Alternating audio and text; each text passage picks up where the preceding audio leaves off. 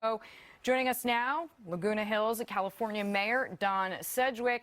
Don, I can't believe that you felt this. I mean, it was 200 miles away from the epicenter. Were you scared? Did you know exactly what was going on? Well, I was actually next to the house picking oranges from our tree when all of a sudden we have a pool next to the tree, and all of a sudden the water started splashing all over in the pool, and there was no one in it, and there was no wind. And so I looked at it and I thought, something's going on, and then I heard a call from upstairs on our house. Hey, did you feel that? And so I knew that we had just been experiencing an earthquake. And, you know, of course, your first thoughts are how far is this away? You know, could there be people that are closer to the epicenter that might be, you know, experiencing more severe damage? So, yeah, I felt it, for sure. How worried are you about aftershocks? I've heard some experts say that California may not be 100% in the clear. Well, usually the aftershocks are less than the original quake. So, but we're prepared. You know, in the city of Laguna Hills, I hope in other cities as well, we have a plan in place. Our primary responsibility as a city is to keep our residents safe. So we invest in fire, you know, keeping gangs and drugs outside of our city, and especially in situations like this. We live with earthquakes in Southern California. This is part of daily life if anyone's ever lived here. And so we have plans in place with emergency centers, and we've gone through, you know, trial runs with our fire and our police, and you know, we know exactly where we're going to mobilize and provide water and relief services and communicate with our residents, and so we're ready for things like this. And so far, all your residents are okay, right? Everyone's fine, yes. Okay, that's great news.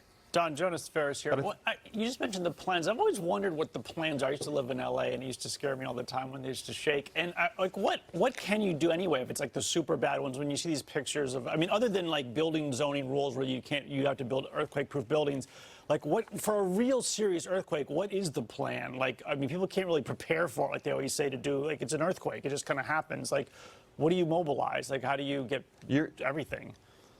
Yeah, you're right. You know, when you have the big one that they talk about, you know, even if every one of our firefighters and every one of our sheriff were out there trying to take care of people, you could probably only reach about 1% of the population, right?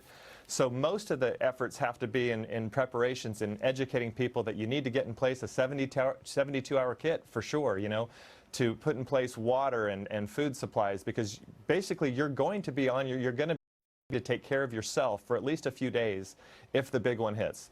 But despite that, we still have to provide shelter, we still have to provide communication where we can let people know what they need to do, where they need to go if they need shelter, to provide that, to provide water and some of the very essential resources. But, you know, really it's just all about priorities as a city, and you know, keeping our residents safe is important. And I just think that sometimes we forget that that's the principal role of government. I mean, we can even take this to a federal level. I'm running for Congress, and one of the reasons for that is because I think we've lost sight of what the principal role of government is to protect our citizens, to protect us from foreign threats, to protect the individual's rights, and to protect us and take care of us when we have situations of disastrous proportions like catastrophes. And you know, our taxes should be lower, our taxes should be focused on protecting Americans, and sometimes we get sidetracked with all these providing for this and providing for that, and taxes rise, and because we lose sight of what our principal role of government is, and it's to keep our residents safe, to keep Americans safe. So,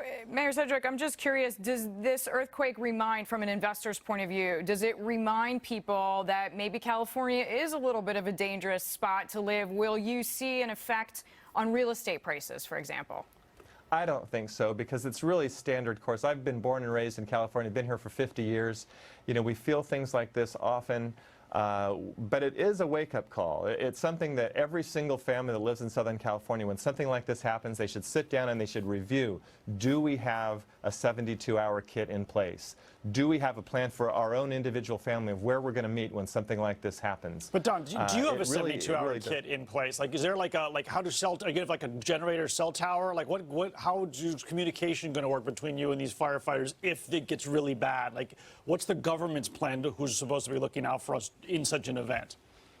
Yes, we do have a large generator in place. We also have some large stores of supplies in place in the case of an emergency for those who don't have it in place.